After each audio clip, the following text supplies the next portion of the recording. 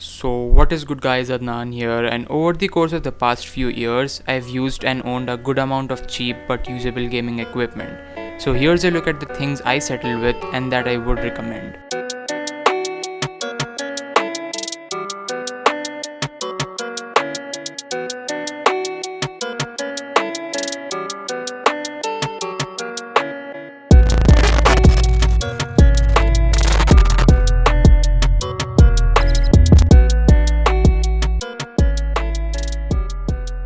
For the keyboard, I could definitely have shelled out even more cost and gotten myself some good membrane switches, but once you go mechanical, you never go back. Coming to the one I ended up with, it's the Redgear Invader MK881 with either Kale brown or blue switches. If you do end up with the browns, then you'll experience the feel of a mechanical keyboard without the clicky sounds. Definitely a considerable option for those who aren't into loud noises mechanical keyboards make, but I got the Kale blue switches and I prefer these holy sounds myself. Here, just have a listen for yourself.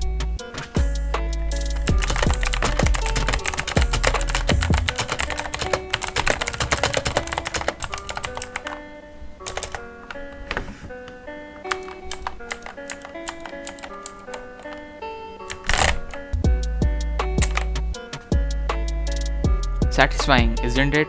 The Kale brown and blue switches require a very low actuation force, and this is why these might be amazing for gaming. You still have to press down with an obvious intention to register a key press, so ghosting is something you really shouldn't worry about while owning a mechanical keyboard. Talking about how it looks and feels, it's sturdy and feels more premium than it costs, that's for sure.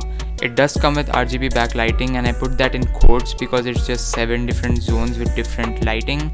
At this price point, I honestly still think these are some real good LEDs. There are about 6 pre-built lighting effects which you can toggle by pressing any of these buttons while holding down the function key. Out of them all, I honestly like the wave effect. It's subtle and yet looks really great. You can also program your own preset to have the lighting enabled for a select set of keys, say while you're gaming or video editing. I've been using this very keyboard as my daily for the past 6 months, and despite all the lint and dirt, I haven't had any key malfunctions or double presses yet. The lettering itself is engraved, so this not only means no discoloration but also better lighting pass-through. Other features include a Windows lock shortcut and a floating key architecture to make visibility even from off angles. My only gripe with this would be the lack of a volume up or down hotkey. Like seriously, why isn't that here? Other than that, I would totally recommend the Redgear Invader with the Kale blue switches. It goes for about 3000 rupees on Amazon, and for that price, it is definitely hard to beat.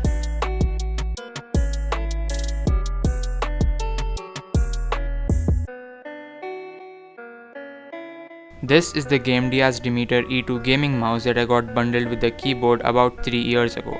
It's hard to find this mouse standalone, but if you do, I would highly recommend it. It has a plastic build, it's extremely well balanced and lightweight, but has some really good tracking too. It starts off with 1200 and goes with a DPI up to 3200, which I feel is quite sufficient for casual gamers, even more so for FPS oriented gamers.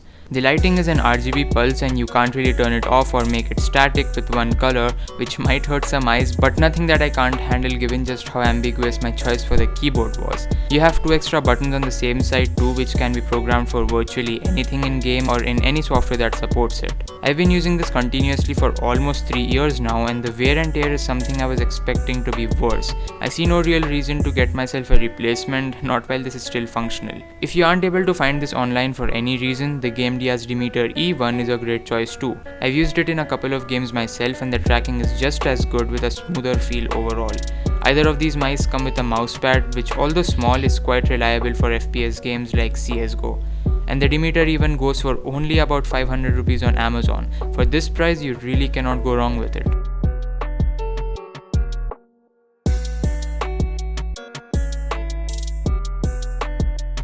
These are a pair of headphones I got myself as a mere joke a year ago. These cost me 800 rupees. These also happen to be one of my best purchases in a long while. Not kidding, the Cosmic Byte G4000 have an amazing soundstage with particulate instrument separation, which not only make this desirable to listen to music, but work great in games which require a lot of audio cues. The moment you hold this is when you realize why they are the price they come at. It's fully plastic and the padding honestly makes it feel cardboardy to some extent.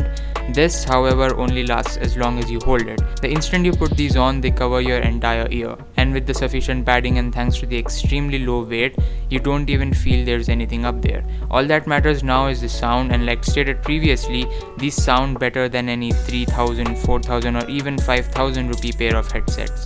It does come with a laughably long wire which is exceptionally well braided, so props to that. You also do have a microphone that swivels in and out, and it is more than reliable to use as a go-to team communicator. You can also use the USB end to power the sharp blue lighting that might help with the entire RGB aura if you're into that.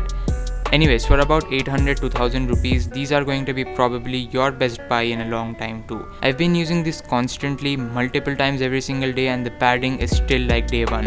Not that it's some exceptional quality of foam covering, but if it sits, it fits.